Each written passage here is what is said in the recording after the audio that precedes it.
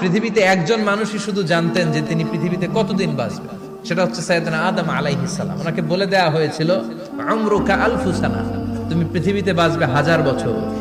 কয় বছর? সাইয়েদনা আদমের সামনে অনেকগুলো রূহ রাখা হলো। সাইয়েদনা আদম বললেন, এরা কারা?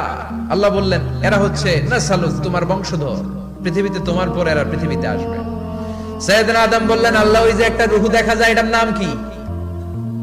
আল্লাহ বললেন, হাদা ইবনুকা দাউদ, এটা তোমার ছেলে দাউদ, সে দুনিয়াতে নবী হয়ে আসবে, তার ছেলে সুলাইমান নবী হয়ে আসবে। সাইয়েদনা আদম বললেন, মাবুদ, আমার ছেলে দাউদের কত বছর হায়াত আপনি দিয়েছেন? আল্লাহ বললেন, 40 সানা, মাত্র 40 বছর, 4 ইয়ার্স, 40 বছর তোমার ছেলেটা বাঁচবে।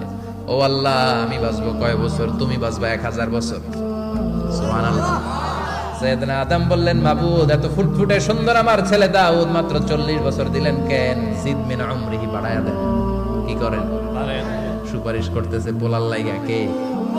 বাবা। আল্লাহ আপনি বাড়ায়া দেন, আল্লাহকে বাড়ানো যাবে না।